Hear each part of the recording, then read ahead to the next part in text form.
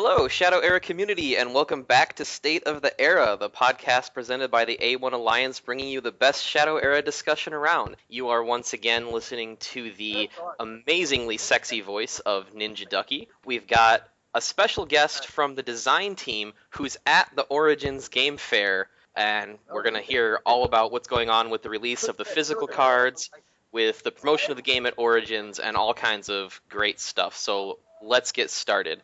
Here with us right now, we've got iClipse. Hi guys. We've got Wtzky. G'day. And we've got special guest, design team member, and PFG representative, Soothslyr. Hello, everyone. All right, Sooth, before we get started, could you introduce yourself for people who might not know who you are? Can you tell us where you're from, how long you've been playing Shadow Era, and what your favorite deck is? In a nutshell, my online tag is Soothslyr. I'm a member of the design team. I'm in charge of the Players Focus Group. I represent them in any and all matters with the design team and Kyle. I've been playing Shadow Era for a little bit over a year, actually. I started in 1.24, I believe, in the middle of that.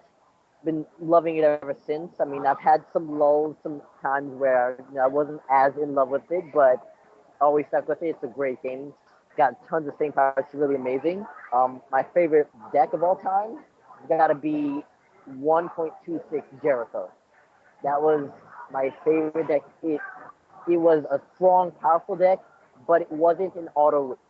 It won tons of games, but it had like a 4-to-1 win ratio, but it was never simple where you just knew you were going to win immediately. You had to play it strategically. You had to know what you're doing. You had to sacrifice correctly. You had to really take the time to learn the deck, to learn the game, to learn how everybody plays, to really get in and get some productivity and some good wins out of it. But once you did, it was so worth it because it was so rewarding to know that you made the right calls and the right plays and just really good skill won you matches. That's my favorite deck of all time.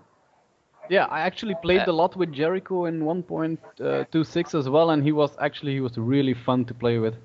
Yeah, he could beat all heroes, but he didn't beat all heroes. But he could. But it was really fun. I mean, you had to play very well to beat every hero, but yeah. But back then, his biggest advantage really was that he had such an easy time of getting card advantage. You know, he could, if he played against warriors, he could just blast their Blood Frenzy away. But he had so much spare shadow energy that he just played a Wizened Staff, and it was almost over once he got a Wizened Staff out because there was Shriek for the shadow side, but nothing for the human side to deal with it, and he could just amass cards at will. It's funny you should mention that actually, because I was talking to a couple of old Jericho players a while back, trying to figure out what made 1.26 and earlier Jericho so strong, and it was just the really nasty combination of Aeon and Raven and just, a timely Wizened Staff, and he would just dominate games from turn 5 or 6 on. It was just all Jericho, and it was just really great. I mean, the heavy, really wonderful number. And don't forget King's Pride, of course. Yeah, and King's Pride, there was great. Yeah. It was great. Yeah, I mean, he had everything, didn't he? He had amazing draw. He had best item destruction in the game. He had the really strong armor that could just buff everyone, and he could, take out warriors. Basically, it was almost an auto lose for warriors versus Jericho. And a board wipe. Yeah, and a board wipe and retreat. I mean, yeah. I think I would even go a step further than saying it was almost an auto loss for Jericho. I think it was Jericho's game to lose in 1.26 versus a warrior. Yeah, well, but he could lose versus an Amber who went first and had a good opening and then just rush and go for the throat. He could actually lose versus Amber. It's pretty rare though, I think. Well, because he had 2 shadow energy. An Amber that rushed would play a turn 2 or a turn 4 Blood Frenzy, and it'd just be gone. No, but the Amber wouldn't play Blood Frenzy. That's the point. She would go turn 2 Fuan, turn 3 maybe Jasmine or Alden, then turn 4 Jeweler's Dream, and just put the pressure on and try to kill Jericho before the hand runs dry. I mean, did you see very many warrior decks that were built without a lot of attachments, though? Because I didn't back then. No, I didn't. So, before we get started with all the Origin and physical cards talk, let's go ahead and go over the World Championship that's getting wrapped up right now. Now the Swiss rounds are basically almost over. Have you guys seen anything surprising out there? Has anyone been getting desperate and pulling some surprise strategies out on you or anything like that? So far, I've just been seeing quite the same. Still, a lot of control style decks. Today, I've played my World Champion games, and it was just 2 priests, so that was really control oriented. For the rest, I've only seen. Yeah, I've seen some mages. I think 1 warrior, lands, a lot of Zaladar as well, and well, just a lot of control in general, actually. Yeah, I haven't seen anything unexpected. Hasn't really been that many, weird decks or bang bows, or it's mostly been, lancers, mages, and Zaladars. A few smattering of priests. But yeah. You wouldn't see like an Elementalis or, Pterodon or anything like that. Yeah, that's one thing that I noticed too. As the rounds have gotten later, I've noticed that everyone's been tightening up and going with really, really conservative picks for all their decks because they want to make extra sure that they win. No one's really taking a whole lot of chances, which I find interesting. I used Gwen in the first 2 rounds quite effectively, but ever since then I've tightened up quite a bit, and I haven't actually used anything too out there, I don't think. But I think that's been the general style that most people have gone with. Yeah. Also, a lot of people are in the zone where you aren't sure if you're going to make the top 30 or not, but you still can make it. So then it's really important to bring the best decks you have. For myself, I think the next game I'm going to play, I have to win 3-1 or 4-0. So I'm actually, I really have to bring my A game. So no really surprise heroes, but just the best decks I have. So I think a lot of people are in that situation as well. So that's why you see a lot of normal control style decks.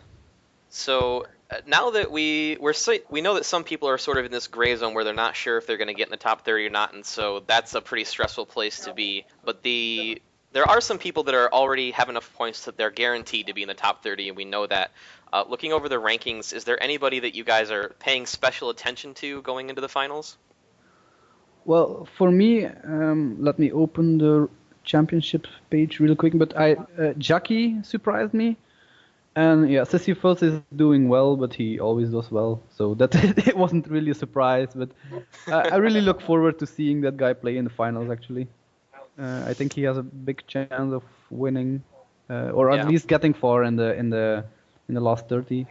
And yeah, I'm looking at the scores right now. I have Wtzky is the first right now with a score of 29. So he did really a fantastic job. He definitely did.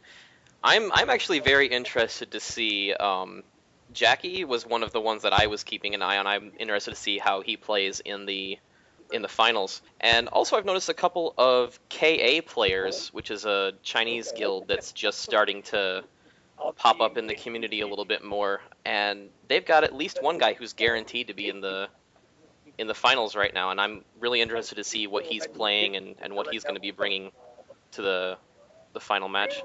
Yeah, I see one KA guy. Oh no, I see 2, 3. Yeah, okay. There are a few people that are still who can still make the top 30 as well of that guild. So yeah, I'm looking forward to that as well.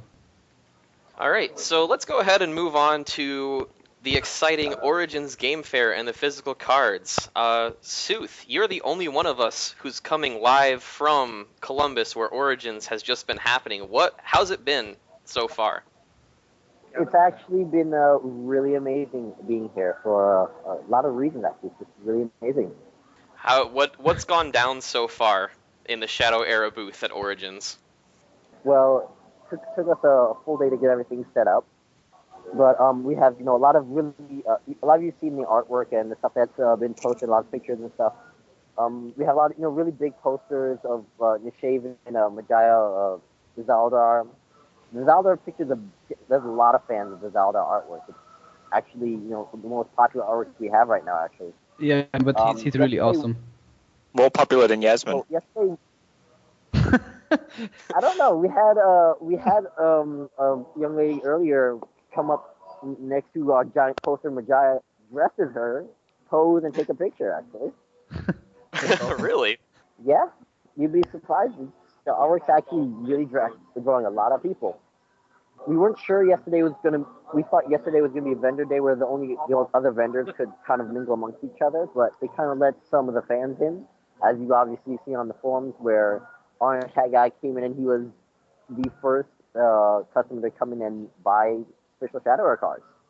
So how has everybody at the convention been reacting to getting the physical cards and seeing, Shadow Era really come out to the world like this? Well, yesterday and today were essentially kind of night and day days. Well, yesterday we had a lot of people coming who never heard of the game, or they only played 1 or 2 matches on, the iPad or iPhone, whatever it was. So we spent the day doing, tons of demos, showing people the mechanics, how do you play it, how do you play it in the physical version, what the cards look like, what the artwork's like, introducing everybody to them, really kind of, introducing the game to people. Right. Did they like it? Did they find it easy to pick up and like stuff like that? We had tons of people love it. We had people love it. We had at one point where somebody came and they bought, I believe it was 2 booster boxes and maybe a starter box, I think. And they came and bought them a lot. I mean, a lot of people, some people bought more. I mean, we have a lot of people who come in and they kind of play a couple matches and they see, wow, it's really cool. I really like it. And they'll get some starter decks and, a booster pack or 2. And they'll just kind of fool around with that. And today was really different because we did demos, but we didn't do as many. Because a lot of people who came were people who've already been playing the game. Who already came, and a lot of them knew of the game. Even if some of them didn't know of us as a design team, a lot of them knew of the game, or they knew that they were going to be at Origin, so they were excited to come here and to play it physically. As I said, today was Annabelle's first day here, so he was demoing. He was kind of meeting people. Dempsey was here earlier today. I believe Dempsey was supposed to only be here today. He got a ton of cards and spent the whole day playing matches and just kind of swapping stuff out and really enjoying the environment and the scene. We hadn't actually planned on doing sort of tournaments or anything, so we weren't sure we were going to have the time and the room to really host anything. But in the middle of the day, we had, a little bit of a lull, and we had a booster draft on the spot. And we Nice. had Lothar was in on it, Dempsey was on it, Dempsey's twin brother was in on it as well. We had, a couple of other fans that were playing it. Nacho was officiating most of the time, and it just kind of went amazingly well. I mean, they put some great stuff, too. I'm actually kind of jealous. It was an Origins pop-up tournament. I have actually a question about draft. How does it work out in real life? I mean, I don't really know actually how draft really works. I mean, I've heard of it, but I've never done it myself, so I can't really imagine it really well. What can rules you did you guys explain use? it really quick? How did you guys do it? It's funny you should mention that, because Nacho was just kind of telling me to mention that we have official rules for it that we've kind of set up now. So how we're going to be hosting the booster drafts and such. I'm not sure when and how the opportunities are going to come forth, but we definitely have rules and stuff that we're setting up for it. And how did you guys do it when you did your tournament? Well, it was at least official for today and possibly for Origins, but going forward, we might tweak them to kind of hold them and make them a little bit better. So, I'm sorry, what was your question? Yeah, I was wondering how you guys did it today, the booster draft. How does it work? I mean, do you give every person there a few boosters and he just makes a deck of it, or do you open up a few boosters and you make a pool of cards and everyone gets their cards from that pool, or how does it work? Well, it actually worked out in a really unique way that really could have only happened in person, where each person, we had 5 people in and we did around a split, where each person got 4 booster packs, and we had a separate stack of heroes that we were using handy in case people needed extra heroes. And we noticed that when we were messing with the booster packs ourselves, that the booster packs, because of so many neutral abilities and weapons and such in the set, that people are having a harder time pulling a lot of allies out of the packs. So for this tournament, we set up a really unique and fun way to do it, where it's essentially kind of a cowboy Wild West style, where we removed all faction segregation rules, just for allies, just factions. Your class rules were still in effect. Oh, okay. All right. So people, you would and it was kind of a round robin style where each person opened 4 boosters. We did 1 booster at a time. We pulled all of the crystals promo cards. The winner got those, and they look through the booster. They have a deck in mind that they want to build. A hero they want to build for. They pick 1 card out of that pack. They turn it face down, and they hold it, and then they pass the rest of the booster back to the person next to them. And that person would pick a card out of that they wanted and put it face down and then pass it down. And we did that around, and we did 4 rounds of that with the 4 boosters, and then people built decks out of those. And I think twice we had to swap out heroes because people couldn't find the hero that they needed. And we played with those, and the decks that they got at the end of it, they kept. Oh, that's awesome. That's awesome. So the class restrictions you kept in place, but the faction restrictions were gone. Yeah. Once we removed the faction restrictions, the matches were so much easier to play, and people didn't have any trouble getting enough allies to build it. Did you have enough cards to make a deck of a specific class? I mean, because if you have 4 boosters, is only 60 cards, so you have a lot of. But keep in mind that you're picking the specific ones you want out of every pack. You can actually make, if you follow booster draft in other games like Magic the Gathering or WoW TCG, people actually, despite the fact that you're just taking 4 random booster packs, they actually will specifically intentionally draft archetypes for those. Like, you can definitely get enough cards to make good decks. Yeah, okay, but you have to pick, in a percentage, you have to pick a lot of the cards that are available, so you can't be really picky.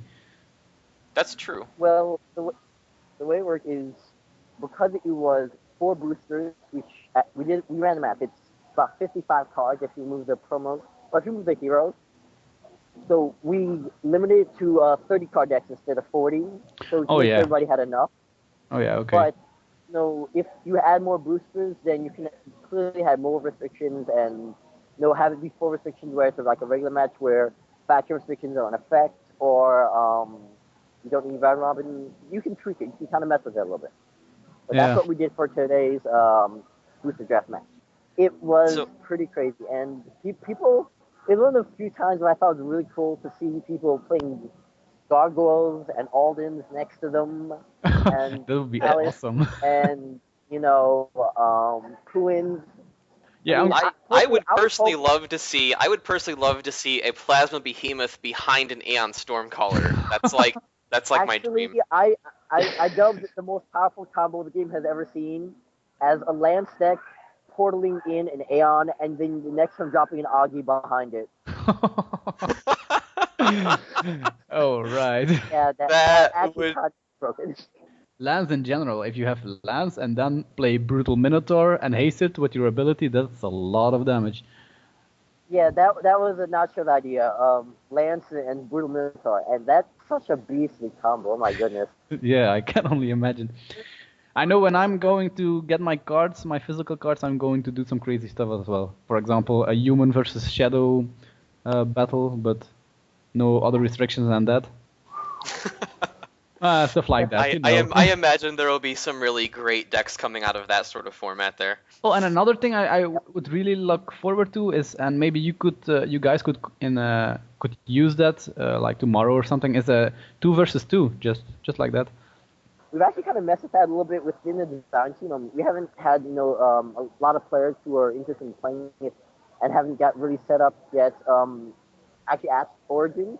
But within Design 2, we've actually kind of tested out, 2 versus 2, kind of how we would do that. Although Mojumbo has declared that every other turn is his turn, so we're not quite sure how that's going to go. Yeah, I was thinking about it earlier. I mean, what do you guys think that would be the best way to make 2, if you have 2 teams of 2 players, how would the turn order be best? I was thinking first team A, then 2 times team B, and then 2 times to A again, and so forth. Or you could go Team A, Team B, Team A, Team B, and so forth.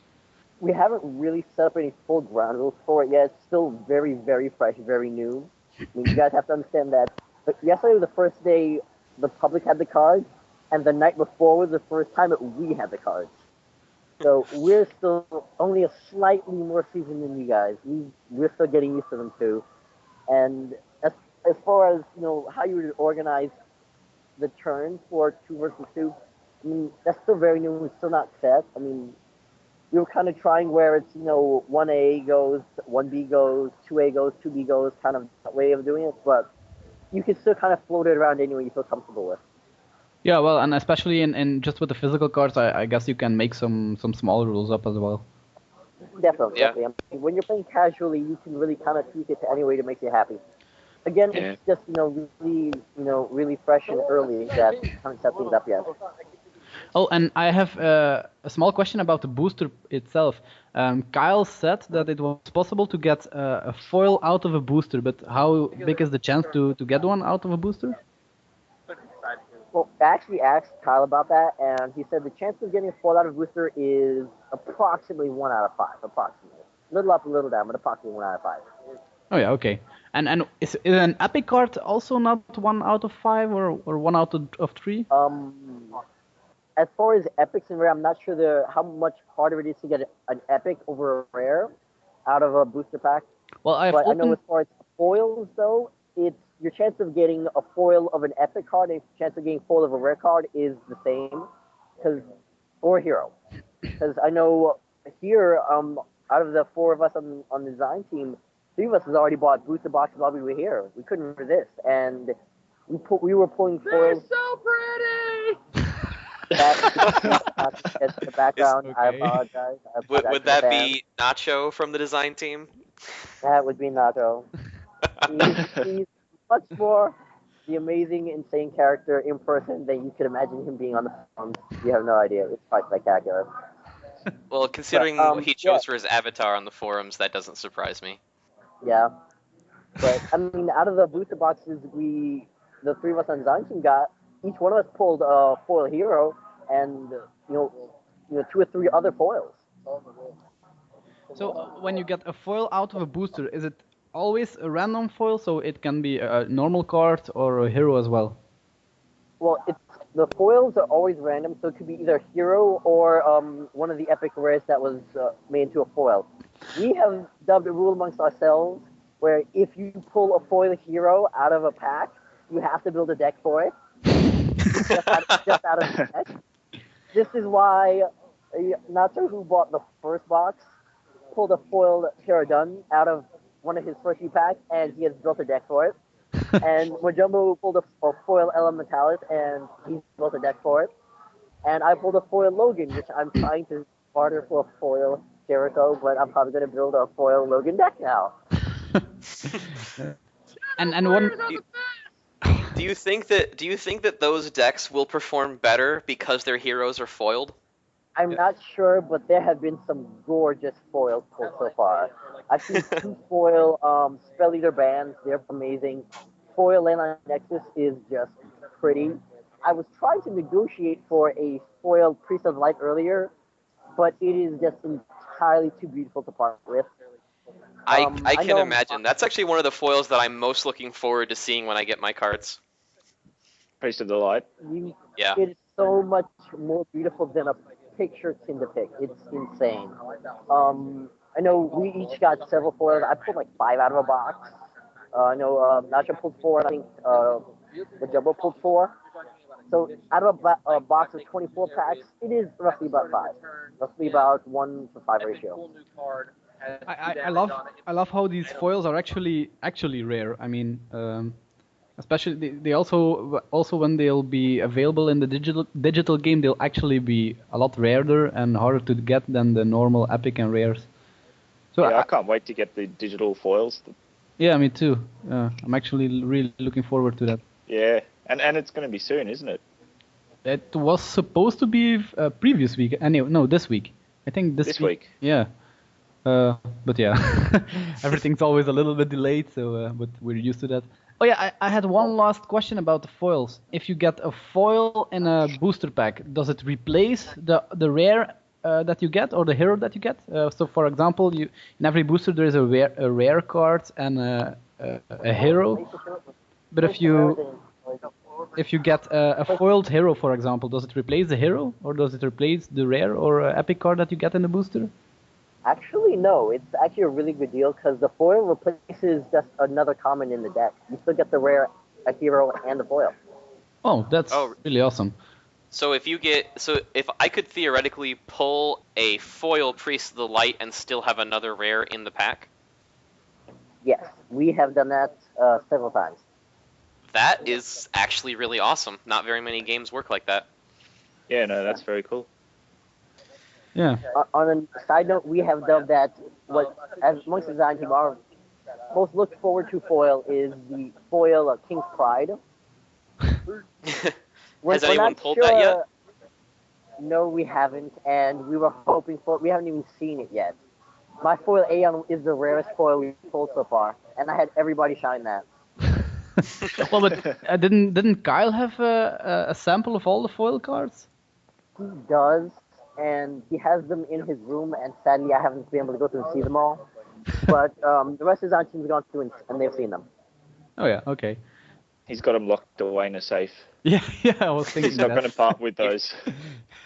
Not quite a safe. He has them locked away in a plastic bag on his hotel room floor. Is it a Is it like an armor-piercing plastic bag with a super secure lock and stuff, though? I think it's just in his sock that he puts under his bed. I'm pretty sure there's a mocking armor somewhere protecting it. Oh yeah. There you go. There you go. So some people have been talking about having concerns about the game. Playing with the physical cards might be overly complicated or a little bit difficult since when the game was originally designed, it wasn't taking physical cards into account. How has that worked out? Have you guys found it to be really complicated, or is it easier than people are thinking it will be? Well, actually, I'd like to be the first to really, really avidly dispute that. Because we found that it's really easy to play the physical cards in person. Because most people kind of find it a little bit different at first because they're so used to everything being done automatically, the shadow energy counters and everything. But it's people take it easy. After the first couple of turns, everything just kind of falls right into place. Aren't there going to be disputes though? Like, if you get Zaladar with a Dimension Ripper stealing an Earthen Protector and then casting Shadow Knight and suiciding your Shadow Knight, and like I just feel like it might get really complicated with where cards go and who's got what card.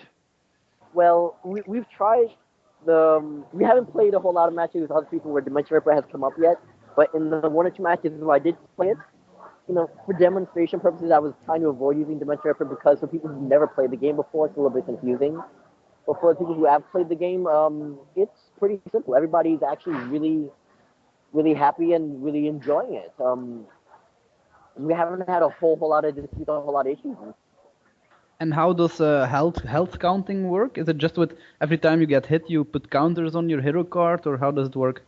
Well, for a lot of people who pre-ordered, we actually have this shadow counter that you can use for a lot of this stuff. But here, a lot of stuff couldn't get here in time because we just couldn't make it from the distributor in time. So what we've been using, and actually great thanks to Nacho for bringing a lot of it along, is we were using a set of D6 dice to mark how much damage you have and just count your damage. Oh, yeah. And you have like 6, 7 dice just handy if you need them. And every time somebody would hit you, you just roll your dice up one more damage. Oh, and right. Even people who've never played the game before, after their third turn, they took to it easily. And it's pretty simple. It's pulling pretty amazing well. We haven't had any issues with it at all. And if a hero increases its maximum health, do you indicate that in another way, or just reduce the amount of health counters you have? Well, it's funny you should ask that, because the first time we had an issue with that was earlier today during the pop-up tournament, I guess, where a player played a foil Priest of the Light, actually, and he had asked for ruling on it. And we just put a counter next to the hero to indicate that his maximum was 1 higher. Oh, yeah. But increasing maximum is something that's insanely common, so we're not too worried about that. Will you get rules for everybody for how to indicate things, or are you going to let that to the people themselves to decide that? So you guys worked with the dices, for example, but well, is it something that's open for interpretation, or how? Well, it is a little bit open for interpretation until the official calendars and everything have been sent and arrived for everybody. But what we're using now are the dice, and it is a little bit open because I know the first match I played, the first night I got here, I played a match against Kevin. I actually used pen and paper for a lot of it. Pen and paper for how much life I had, and just so I wouldn't have to count my resource pile, I just wrote a number for what my resources were, and that was flowed easy for me. I mean, I'm used to the dice now. After demoing nonstop for the last 2 days, it's like second nature. But you can really use web system flows best for you. Yeah, and usually in any game, the important thing is that it can be made clear. Like when I've played a lot of Magic the Gathering with people, I will just turn my phone on and use the calculator on my phone to keep track of my life. As long as my opponent can see it, they know what my life total is at any time, and they can see that I'm not manipulating it.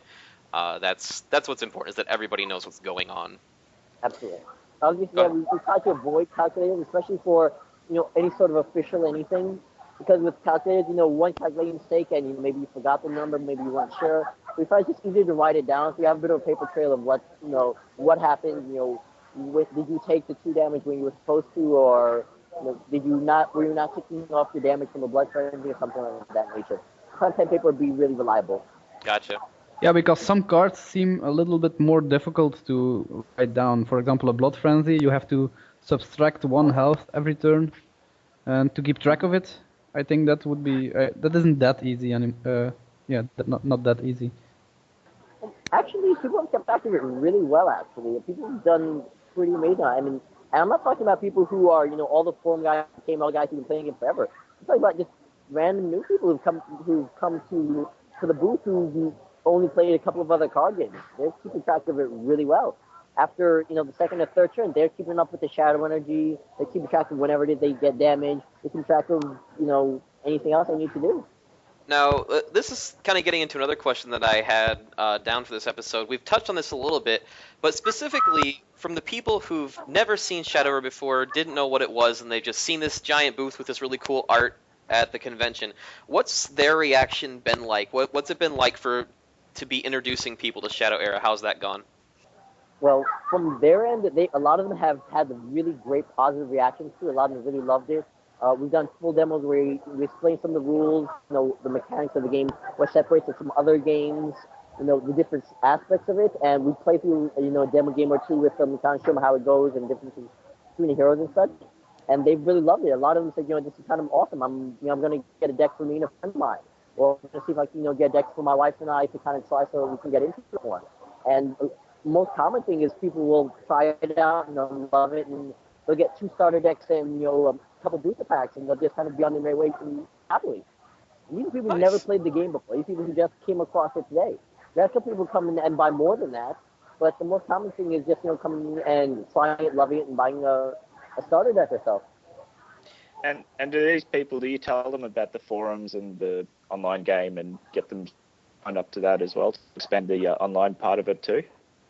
Well, yes, we tell them a lot about the online game and how really our real core is the online game. That's where we started, and we're not abandoning it. That's where we really want to feed back into, and how the digital game is working with the physical game, where you get the promo codes from the booster packs, which we have confirmed work. We've seen them. I have a really hilarious video that I have yet to post with Orange Hat Guy, where he opened the booster pack and he pulled the promo code and he looked at the camera and I mentioned to him, I said, I'm scared the internet's going to, do high resolution and pull the code off of that and use it. And he's like, internet, do not steal my code, internet.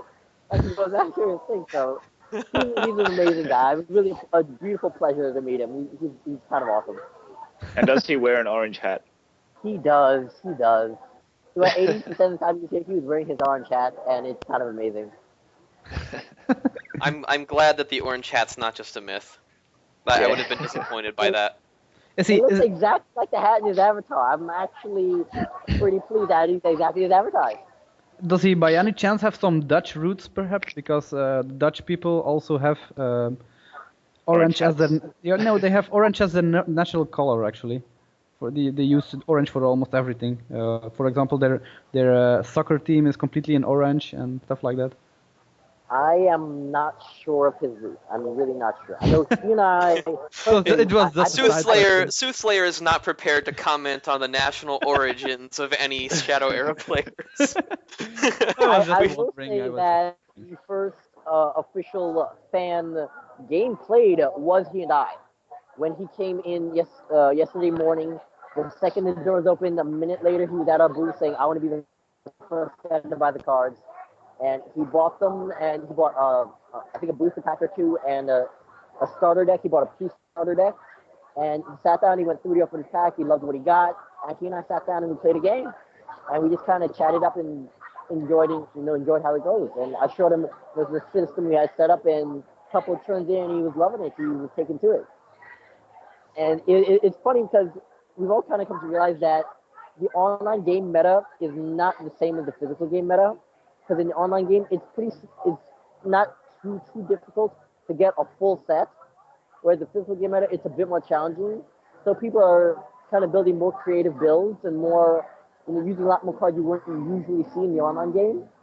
And we were playing that first game, and he knew he only had maybe one tidal wave in his deck.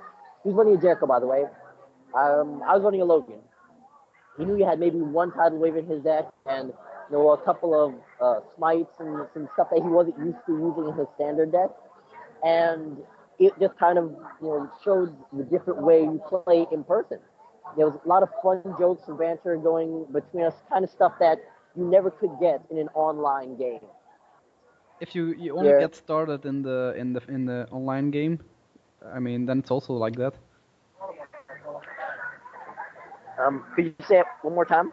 Yeah, it's like if you just started in the digital game as well. I mean, I can't imagine that the first online game in Shadow Era that you played that was with the full deck as well. Yeah, I imagine as the physical cards are out there longer, that stuff will happen. But that is really cool to have that more limited card pool availability and try to see what you can come up with. Yeah. Yeah, I mean, there's been some really fun decks built with the limited card pool. Because I know in Mojumbo's foil Elementalis deck, he has a foil Armor of Ages that really doesn't fit the deck, but it's foil, so he's decided he's going to use it.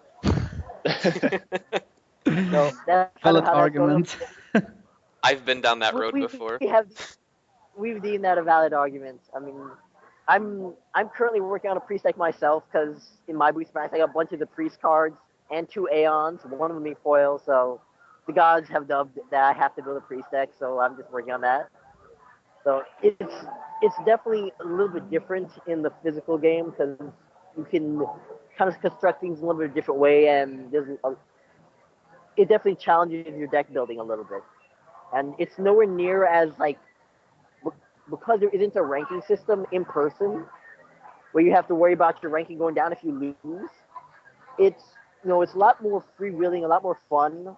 A lot more crazy fun banter and jokes cracking, and people saying, "Oh no, I wasn't expecting you to play that card. Oh God," stuff like that happens. You could get online, where stuff like that. It's really just really super fun. I mean, you do try and win, but it's not like cutthroat competitive. It's just really fun. Yeah, just wait till the real tournament's physical cards start.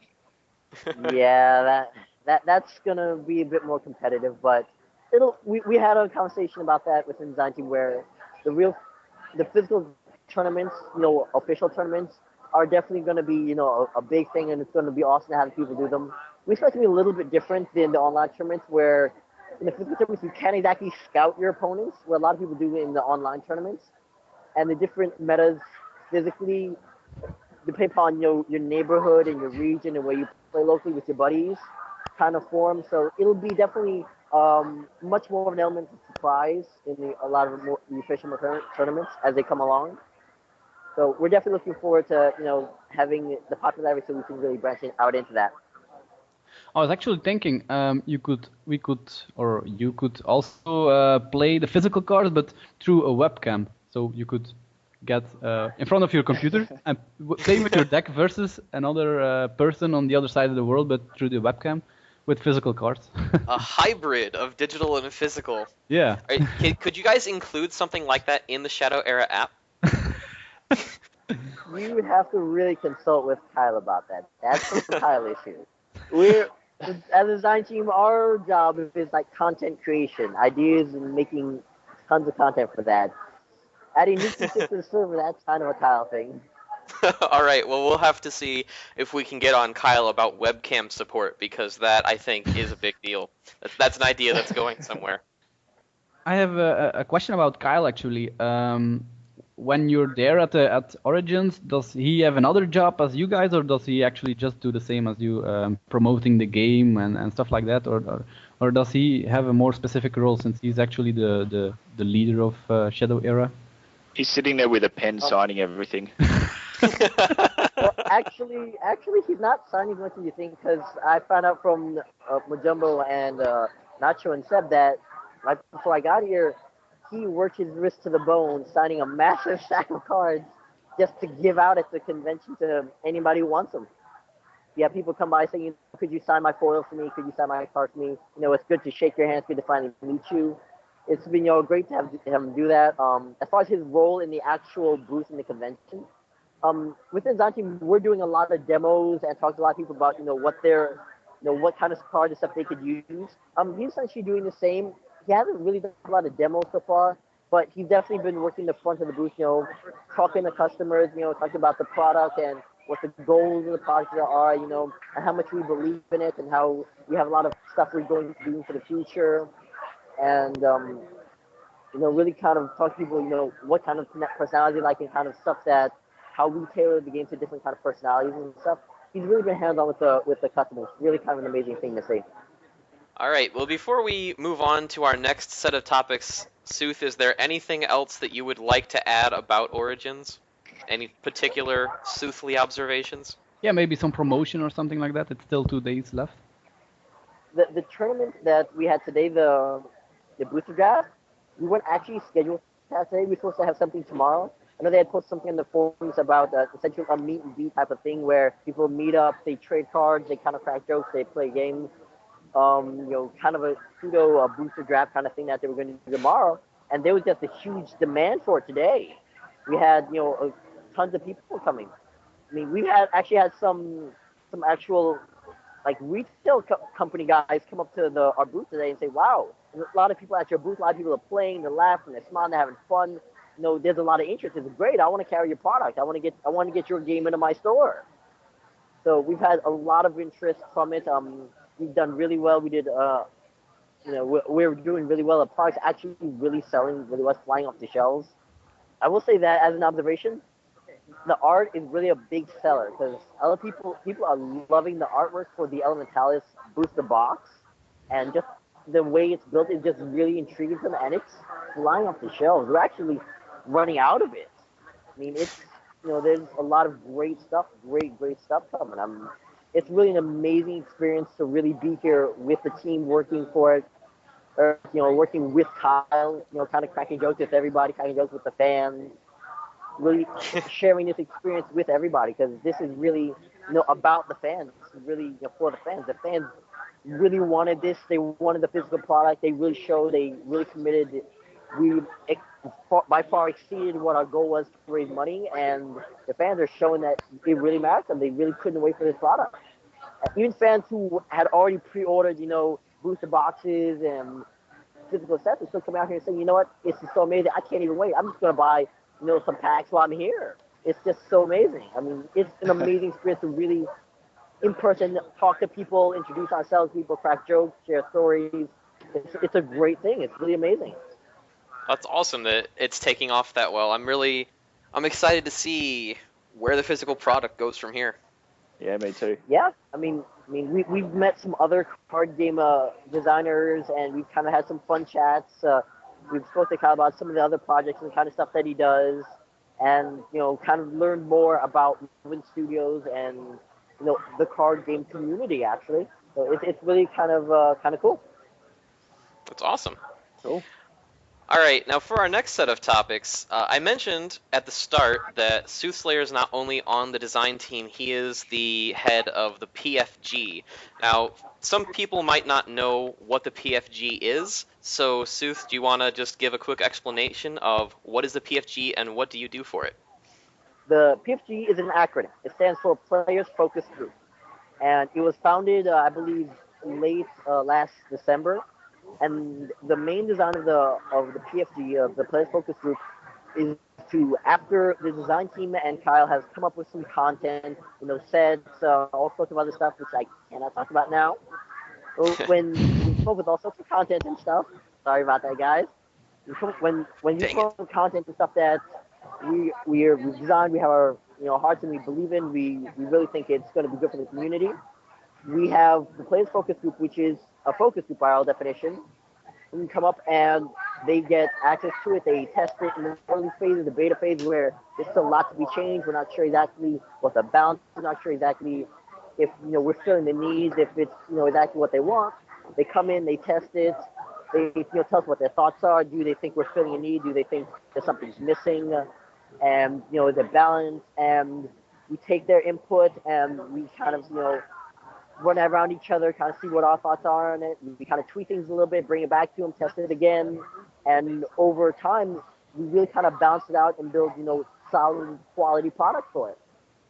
And the first testing, the first proof of this was the final finished release of the complete first set, which hit the tester, I believe, at the end of January and went live like 2 weeks-ish, maybe the mid to late February.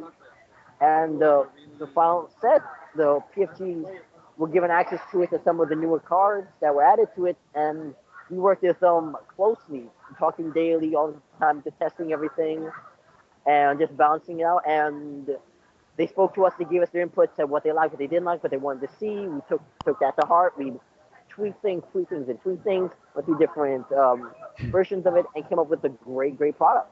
How much does a PFG help with the balance of the game? Do you think that it would, like, on a scale of 1 to 10, how much harder would it be without the PFG to come up with a really good, refined, focused, and balanced product?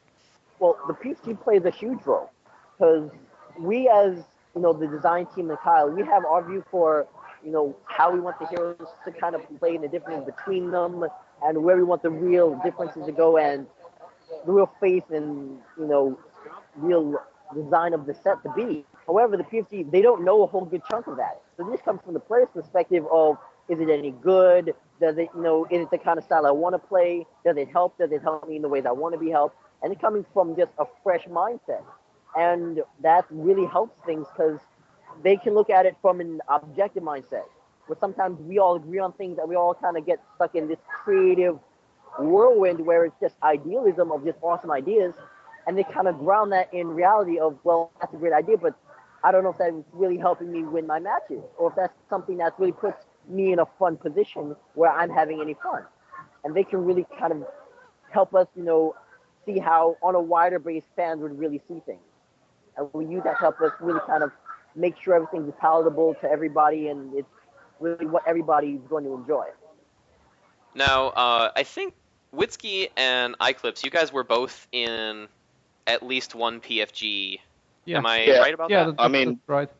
Yeah, I mean PFG 1 and 2.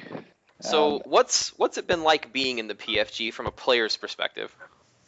Well, for me it was it was a lot of fun. You could get to play with cards that nobody else could get to play with, and you get a lot of activity on the forum, which is also very nice. And yeah, well, in general, it's really fun. But one thing but I think that now is that that's now going to be better. But there were sometimes a lot of rather harsh discussions. But it was mostly on cards that already existed. For example, the Blood Frenzy discussion.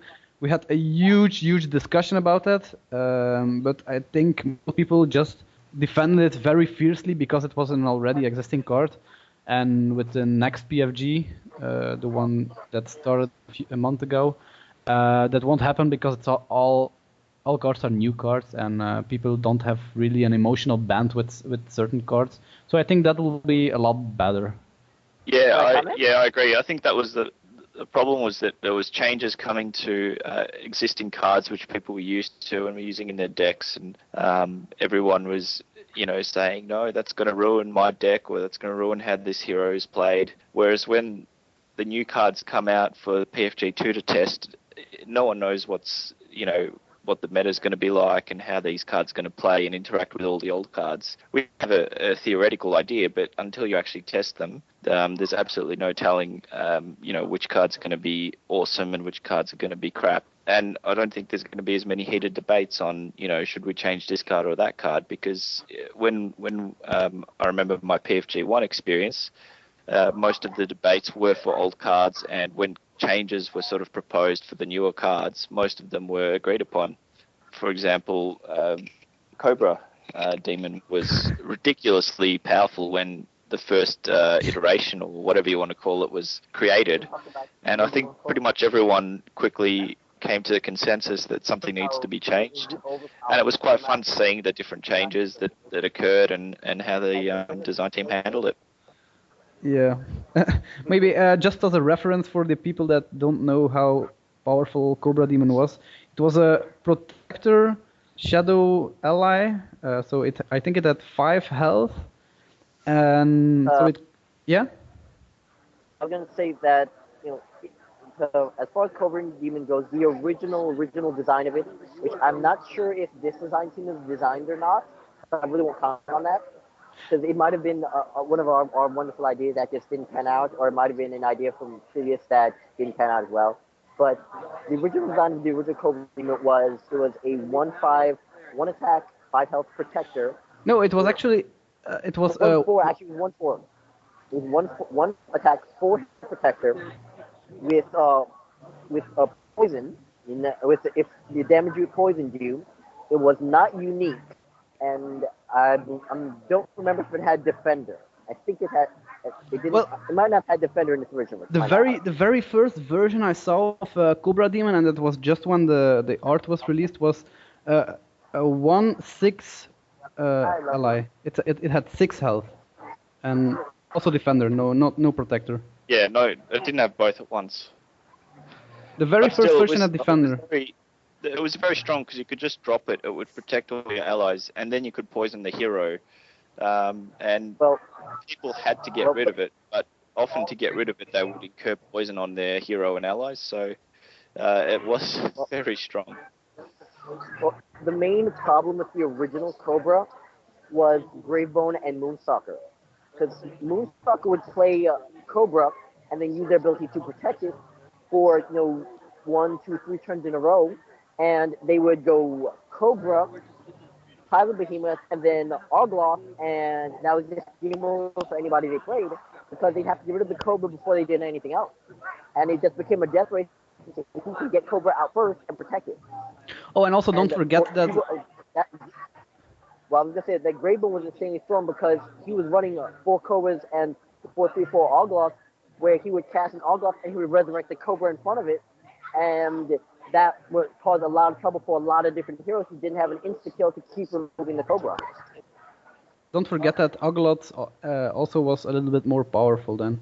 I think he wasn't. Yeah, he was. Yeah. He wasn't unique, and he could also destroy allies of his same attack. It didn't have to be higher, or something like that. I can't remember. And there was a time where you could get 8 items as well. Equal or less. Yeah, there was a version. Equal or less, and he wasn't unique originally. That was one of the first things that was changed, was to make him unique. Because Argloth was designed to be the shadow equivalent of Aeon. He is that big beast that Aeon fights in an epic battle. Well, but so Aeon wasn't unique as well. At first, he only became Aeon unique. Aeon was not unique. Aeon, it's funny because as far as Aeon goes, Aeon was he was not unique, but he was Aeon. I'm not sure if everybody remembers what he was, but he had essentially the same as he is now, but he did not have the ability to pump a friendly ally, and that was given to him because Argloth could kill an ally and pump himself, and had such a strong native ability. It was deemed that Aeon was a little bit less than, because Siblitz was just a protector, so kind of make sure that they were on that even keel. Aeon was given the side ability as well to kind of make sure that they're those two even behemoths to battle each other. Well, what's interesting is that Aeon's clearly become the more powerful epic ally for the two factions. I think he's seen a lot more than Ogloth, and because of his beefy health and the fact that he's got Protector, which is an instant ability, and also the fact that he can pump allies, he's seen in a lot of human decks. Yeah, well, I think Aeon actually got popular because of the change to Lance, where Lance is just portaling in, portaling in his Aeon, and because of Lance's ability, it protects the Aeon for most things for that one turn. Lance made Aeon really popular. He's also seen in a lot of priest decks, and he's seen in mage decks. Well, but always run Aeon. The thing with Aeon is the fact that even if you disable it, it's still on the field and it still protects guys. Whereas if Ogloth is disabled, he doesn't do anything anymore. You need Severed Ties to just make him work again, and that's, I think, one of the big reasons why he isn't. And his effect instant. Sorry? His effect's instant. I mean, if you have an ally that's going to die the next turn, like maybe a Raven on 2 health or something, and you drop an Aeon, you know that it's going to protect it. I think in one of my World Cup matches, I was sort of about to take the board against a player who had a Raven out, and just by top decking and dropping an Aeon, that actually turned the whole game around and won it for him. Aeon is definitely very powerful, and I think it's not that Ogloth is not as powerful. I think it's just two things. A, the right deck chemistry hasn't really been formulated to really give Ogloth that good punch. I mean, an Elementalis with an Ogloth is really kind of mean, and I think that if given the right situation, even a good deck build, Ogloth can see some really strong play. And going forward, Ogloth will find more uses. Elementalis with Ogloth isn't that mean really, because Retreat is even more mean. It's meaner, you can pump up your Ogloth, maybe eat something, and then for 2 resources the humans come and retreat him and then play an Aeon. So well, but no, never mind. I think the trick will be if in the future there is some way to either protect Ogloth so that he will come online guaranteed, like a protector or some ability that will prevent him from dying so quickly or being disabled immediately, or if there's a way to just if haste develops for Shadow outside of Portal. I think that's when you're going to start to see Ogloth being used more, because it's just the fact that big fat creatures are not that hard to negate for most decks at high level play, and to commit 6 resources to something, you have to know it's going to be awesome, and in the current meta you don't have that guarantee with Ogloth, and that's the issue that we'll have to see if that gets worked around. Well, I think if he can get some kind of protection, like, for example, a protection versus attachments or something like that, I think he would be already a lot better.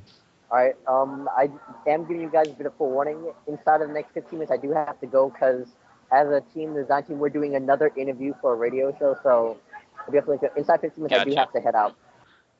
All right, let me skip to one more question then that I want to get to while you're still here. Yeah, the burning question, please. The burning question? Do you have any spoilers from the upcoming expansion for us? I cannot say anything other than the fact that personally, I have gone through it with a fine-tooth comb, and everybody gone through it, and we are so excited. We are so happy with the product. We know there's stuff that's going to definitely change the way people play, and people will never build the same decks as they do it now. They will never build them again the same way, because there's going to be some meta-shaking stuff coming. And there's problems now that have solutions that are coming that are going to be great. I can't say what, but it's going to be just some great stuff coming. We're really proud of the product. We love it. We think it's going to be great. We think you guys are going to really love it too. If I have to give any sort of spoiler, I'll say that we're aiming for as balanced as we have now. So hopefully, things will kind of even out with the guys that played a little bit less. We played a little bit more, and the guys that played really often now we played a little bit less. So we're trying to kind of bring that up to speed. That's good. That's always awesome to hear. More balance is never a bad thing. I'm looking forward to trying some crazy, goofy builds that you will never see anywhere else. Yeah, me too. I have some very specific things in my head, but I'm not going to spoil these. All right. How much time do you have, Sooth? Do you need to get going? I have a little bit over about 10 minutes, maybe a hair more. Well, I'll answer a couple of listener questions. I mean, I'm here for the fans anyway, so why not? I'll answer a couple. All right. Well then, let's go ahead and move on to some listener questions with the time we've got left. Skydyne wants to know, how do you guys think that each hero, how do you think that oh my god. Okay. Do you need a moment? Sorry, Skydyne. Apparently your question is very difficult for my brain to process. How do you think each hero could have new cards coming out that would stress their specific strengths further? Well, I will say that Razkrux, our creative card designer, I'm a personal fan of his. I love his work. I mean, we've all seen his stuff posted in Jammer forums, and having been able to have the pleasure of working with him in private on the design team, I will say that he is a machine. He creates cards on a dime, and he's got brilliant, brilliant ideas, and I'm loving a lot of the solutions that have come to differentiate the heroes. As far as specifics, I really can't go into some specifics, but I will say that each hero does kind of have their own flavor and their own style being played, and we have some creative ideas that we've been knocking around, stuff that we've been proposing, some cards we've been designed help emphasize those differences, and stuff that's, going to be forthcoming. So that there's certain cards coming forth that you look at and say, wow, that is a such and such card. That card just fits with that hero so perfectly well. You could use it for another hero, but it's so much more difficult. It fits, hero A so perfectly well that that's his card. And we have some ideas like that coming. So we have some solutions. As far as exact solutions, I really can't mention because that would be a little much. Understandable. Wtzky and iClipse, you guys have seen a preliminary set list for the PFG in the upcoming stuff. Do you agree with what he's saying? Do you think that there's a lot of stuff that's going to really stress the strengths of particular heroes in this way? Yeah. In the new set? Yeah, I think there's definitely some cards that are going to be. I think the emails that I got from Raz initially were, he wanted to stress the play style of the specific heroes and factions and classes, and he's definitely tried to stick to that design, and I can see where he's going with his ideas as well. It'll be interesting to see how the cards actually play out, because some of them sound good on paper, but you have to obviously see how they interact with the old cards. For me, what I'd like to see, and this is just a general thing, I'd like to see some of the weaker heroes get some help. But the problem that I see is if you try to buff, say, Pterodon, you're going to be buffing inadvertently all the other warriors as well, and so he's still left behind because people will still choose the other heroes in front of him. So I think that's going to be one of the challenges of the design team in this coming up, expansion or set or whatever you want to call it, is how do you buff the weaker heroes without leaving them behind because you've made everyone else stronger. Well, exactly. That's one of the main things the PvP is there for, is to kind of give us input if they think the card we had designed with one specific hero in mind is really not helping the hero as much as we wanted it to or they thought it would. They're there to help us kind of come up, with why it's not helping them, so we can kind of tweak it so they can get the help that they deserve and we want them to have. Again, as far as specifics and everything, I really can't go into specifics, but there's definite specific cards that are designed for specific heroes that are pretty obvious. There's some where they're a little bit more subtle. I will say that as far as helping one guy and helping that whole class, and then that one guy still left behind, we know that that can be done, and we're trying to really kind of avoid that if we can. But I will say that everybody across the board is getting awesome stuff. Everybody across the board is getting help. Some are getting help that's a little bit more obvious than others, and some are getting help that, they've needed for a while. So there's great stuff coming, great stuff coming. Yeah, no, I agree with that. It's, just one, I suppose, observation I have is that even looking at the first set that was brought in, there were a lot of changes, I think, made to, say, the road card pool to try to get maybe Serena to come in and be more useful with the weapons. And I think inadvertently that's helped Lance even more than Serena because he's got a great ability and now he's got great weapons as well. And it's just something to think about, that buffing the weaker heroes is going to be very hard without inadvertently buffing everyone else. I mean, if you give a great weapon to Logan, for example, you've got to remember that Amber gets it as well, and she might even have more use from this weapon. Actually.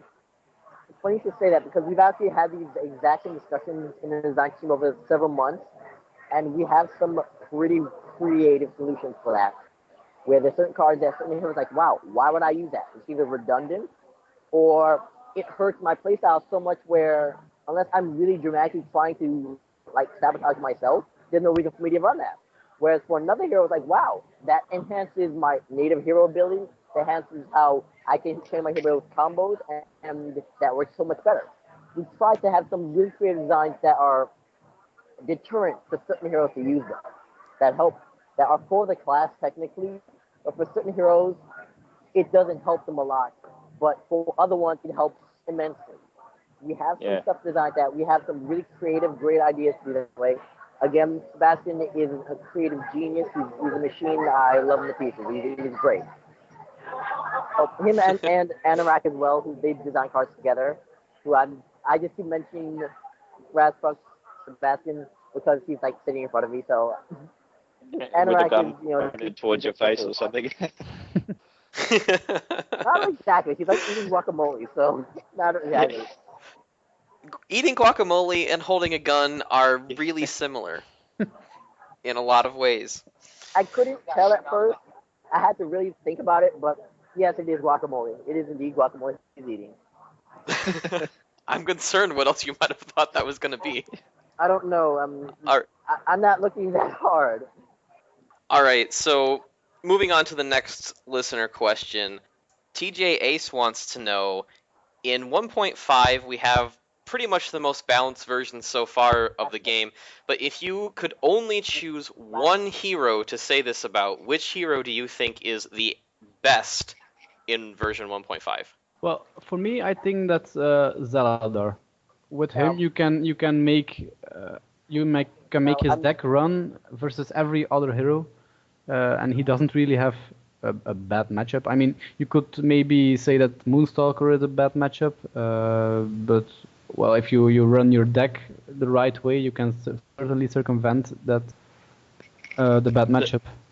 The only problem I have with Zaladar is there's no one build that really makes him sing. I just haven't hit on the perfect build that works against, it doesn't necessarily have to auto-win against all the heroes, but just works well against everyone. There's some builds that are specifically better against some heroes than others, and you still have to have an element of what is my opponent going to be playing. I think for hands down the most versatile for me would be Lance, because you've only got build for him and it just works against pretty much everyone really. Even some of his bad matchups he can win on a good day or a good draw. So I think he's the most versatile. As much as I hate to say there's no mage heroes that are right up there. Yeah, I'd love to see Iladwen or Madge be there, but they just have some bad matchups that... They have some bad matchups, yeah. Interestingly, I think I agree with you that Lance is probably the overall best hero, but he does have one matchup that I particularly fear, and that's Zaladar. Yeah, me too. Which I find that to be interesting. I think I was a Lance user at the start of this season and 1.5 in general. I used Lance a lot, but then I lost in a few tournament games and World Championship games with my Lance. I thought I had the perfect Lance deck, but then I kept on losing versus always the same hero, and that was Zaladar. So yeah, I really think that's a bad matchup for him.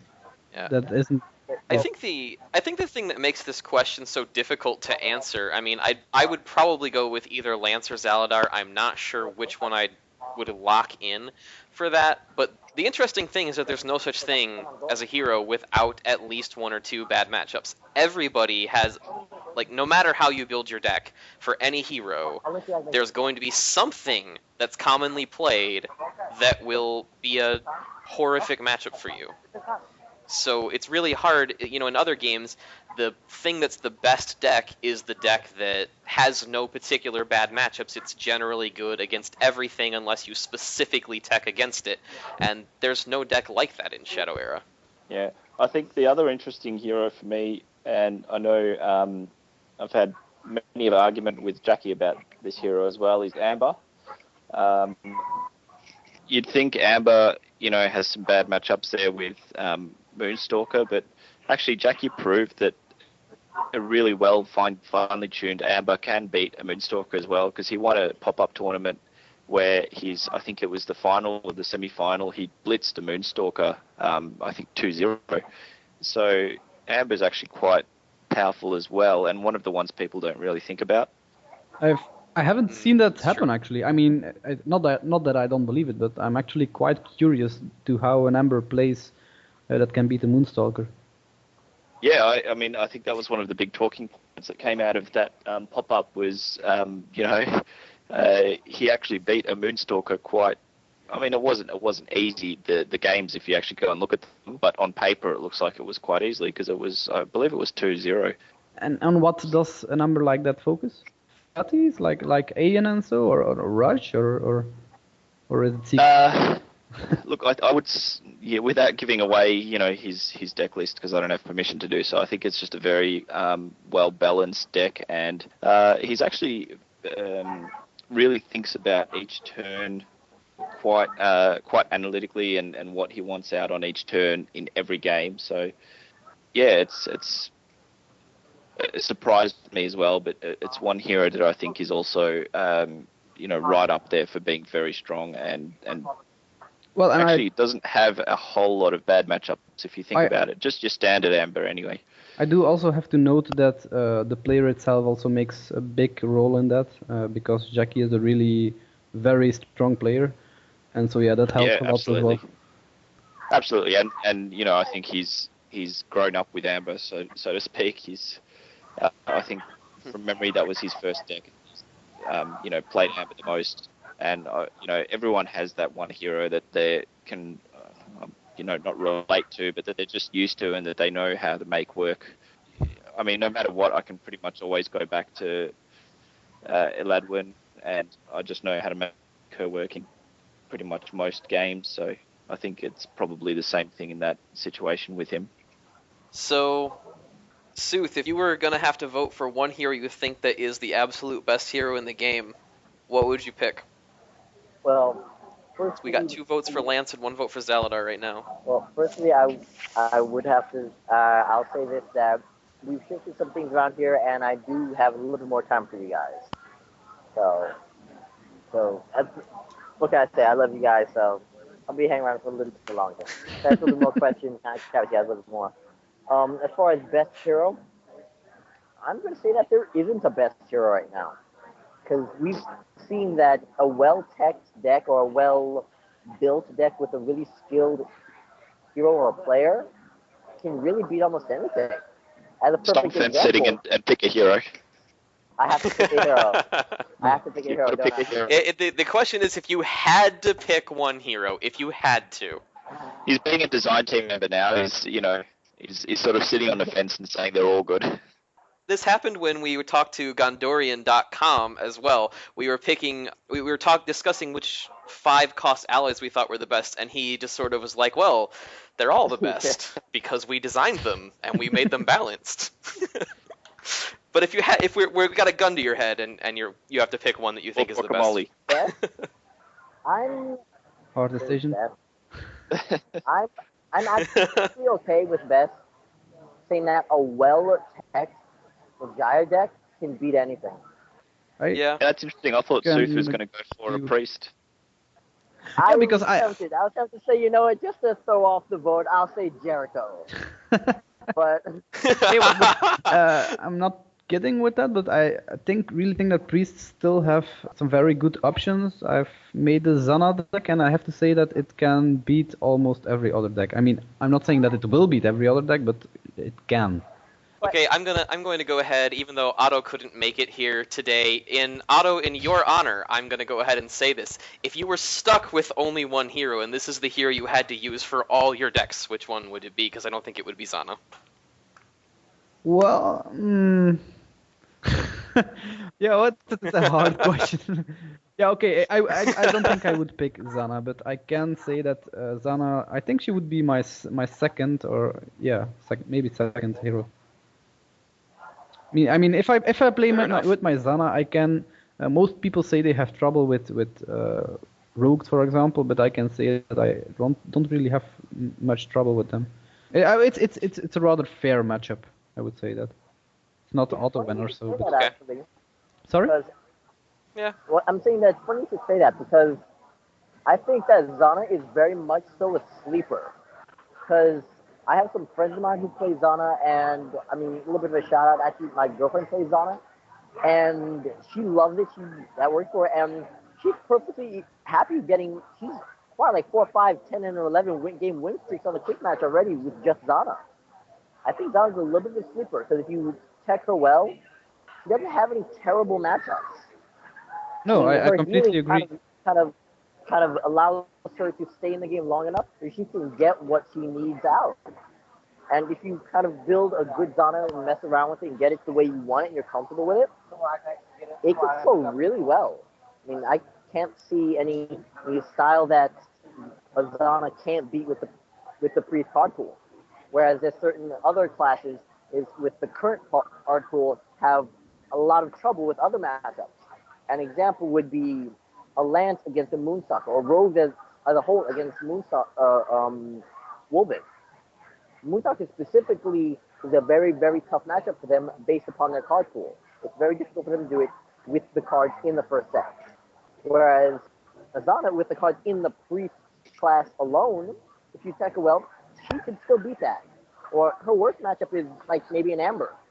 If you tech her well, she could beat that. Whereas it's very difficult to take a Lance to beat a Moonstalker.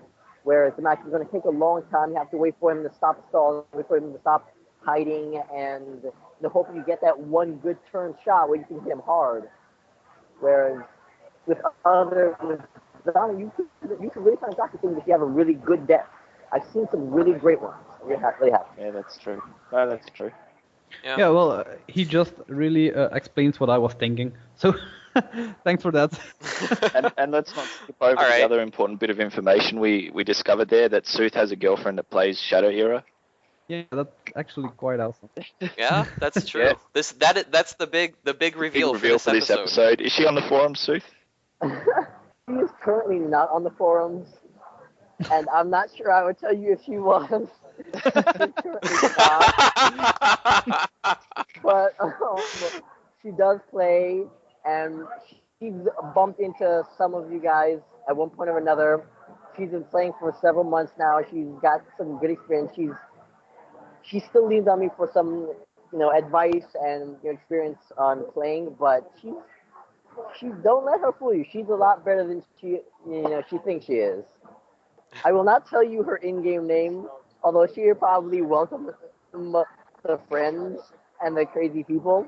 I will not tell you the in-game name, but I will say that she started out slow and settled at a kind of low to mediocre rank, but due to just skill alone and practice, she's climbed something like 50-something ranks over the last month and a half. Well, so there you go, Ace. I hope that answered your question. Yeah. Let's move on to I want to try to get a couple more questions in, hopefully, before we run out of time here. Unruler wants to know, regarding NPE or negative play experience, what do you guys think about this term, and what creates a negative play experience for you personally? Well, I think it's a good term, but it has to be used correctly. For example, there was a time that people just threw the term around. It wasn't actually used correctly.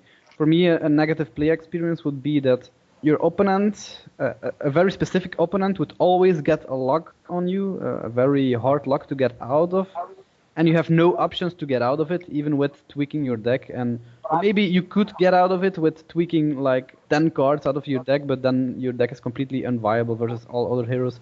That would be that would be a negative experience for me. It's a shame Tastic isn't here. I think he had a negative play experience against my Gwen once when I had a Into the Forest lock for about, I don't know, 5 turns or something ridiculous, and I ended up coming back and winning the game from one that looked like it was lost. No, I hate that term because everyone was using it for just everything, you know. Like, oh my god, I've come across an Eladwin, that's NPE. It's just on the forums, just everyone was like making a big deal of NPE. It's all relative. I mean, you know, one person might hate coming up against a burn Eladwin, and one person might love playing it. I think the thing that we just need to keep in mind is that, you know, what is maybe a negative playing experience is where you literally just can't do anything. So if you had a deck that, you know, maybe like a Serena that could make you discard 1 card every time you drew one or something like that, that would just be a negative play experience because you wouldn't get any cards to play and you'd just be sitting there doing nothing. So that for me is what NPE actually means. And I don't think we've got really any NPE in the game. No, not right now. There is. I disagree with that, actually. There's one thing that I think I would term NPE, and not that I think that it's horrifically unbalanced, but for me, the current idea of a mill stall deck, like a mill stalker, is a negative experience for me, not because I think that I don't ever want to see it because I hate that deck or something, but because once it will get to a point where you know that the mill deck is going to win, but they don't have any tools to win quickly. So you spend the first 15 minutes of the game playing and struggling and doing your thing, and then you're going to spend another 20 to 30 minutes after that sitting there knowing you can't do anything and that you have already lost the game, but it's not going to end. And you're just going to keep going and going and going, and I hate that. But that's the point where you could just leave. You could just say, you know, good game, you won, and leave. But it's not the point. The point of that is that you're still struggling and playing and trying to get advantage for the first 15 minutes, which can actually be fun. Not always, but, you know. That's true. That's true. I don't think that, you know, mill decks need... my ideal world, I don't think that mill decks need to not exist. I just think they need to have tools to accelerate their victory once they've achieved it. I agree with that. They should be a bit more speedy, but not unviable, just a bit faster, so that you don't have to sit and play for 3/4 of an hour for a single game. That's... That aside from that, though, I would agree that right now Shadow Era has nothing that I would really term NPE. I think it's a good game and a very pleasant experience on the whole, except for that, which makes me want to throw my computer out the window and punch babies in the face and all kinds of stuff like that. Luckily, there aren't that many mill decks out there. Yeah, they're pretty easy to counter, aren't they? If you look at it. Usually, that's true. As far as the definition of NPE, NPE is any experience that leaves you feeling utterly hopeless. An example, okay? There were some experiences with the older version or one of the versions of Gwen where certain decks felt utterly hopeless. There was nothing they could do nothing they could do, where they would have allies on the board. They couldn't attack her because attacking her, all they did was heal her and kill their own guys and make her stronger the next turn. And if they killed her bow, it didn't do anything because she would bring it back and cast it again. And they couldn't kill it every time she could cast it. And it was such an unpleasant and unforgiving experience that it ruined the quality of the game for them. It made it very unfun for them to play the game at all because they knew the chance that they were going to play a Gwen who had that was a pretty solid chance, and that right there ruined the game for them. That is what NPE is. A terrible feeling when you're playing a game of hopelessness. I gotta say, I can't ever remember playing a Gwen like that. Yeah, I have a Gwen deck that works similarly, but in any case. Well, subsequently, that was also one of the major factors that Gwen's ability was changed to not have infinite durability, where the durability could not be reduced at all when she used her ability. That was one of the reasons. Because we found that, anything that's infinite or untouchable at all is kind of, causes issues because it limits card interaction. It makes it unfun for players. And ultimately, that's what makes it fun for players. They feel like they're doing impacting the game, that they can do something and it has an impact whether or not they win or lose. Now, as far as is there any NPE in the game right now, I'm sure if you look hard enough, you'll always find something that's NPE or something that ruins the quality of your experience. But what ultimately matters to the game is if the overall experience of playing game for the vast majority, and I don't mean a little bit, the vast majority of players, is generally a fun, pleasant experience, then to me, as a design, that's a success. Sure, there's certain plays that can count as, an NP play, where that's just kind of a cheap move, where you can have a hero, a Gwen, have a Soul Seeker out and survive one turn, and next turn they'll play Rain Delay and Night Prowler and hit you for 2 and steal 2 cards. That's a negative experience for a player who is against it, but does that ruin the quality of the game as a whole? Not really. It just means that play alone is kind of a cheap play. Does that mean we should change the entire game because of that play? Not exactly. It just means that play is a play that's not a not fun play. So going forward in designing cards, we should not add more plays like that and try and add cards to minimize those plays. So I think I answered your question. I'm not. Yeah. That's just it exactly. I think that's a very good explanation of that. All right, we have time for one more listener question, and then we're definitely gonna be over here. Just a new question just got posted actually, like 1 minute ago. I'll read it. What are your stances on the introduction of token allies in the future? Those produced through the effect of a hero, ally, or ability. I actually think that's a good question. As far as my stance on token allies and the whole concept of tokens being used in the future, we'll say that we currently like the mechanics we have in the game now, and we have some really fun and goofy mechanics that we have planned to add for the future. I really can't comment on specific mechanics that we kind of like. I always thought tokens was a fun mechanic in other games, and maybe there is a way to apply to Shadow, or maybe there isn't. But I definitely think the mechanic itself is a fun mechanic. And as far as new mechanics going forward, we have great ones and we have some fun ones, and you guys just have to wait and see where we go with it. Kyle loves it too. It's great stuff. All right. Well, we are definitely out of time here. So thanks for coming on and being with us, Sooth. Been a good episode. Now for the discussion thread question, I'd like to hear from anybody who has been to Origins, who has been talking to people who are at Origins. What's your experience there been like? Let's get a discussion started on that for those of us who were not fortunate enough to get to go. We really are out of time for now, so until next time, this is the A1 Alliance signing out.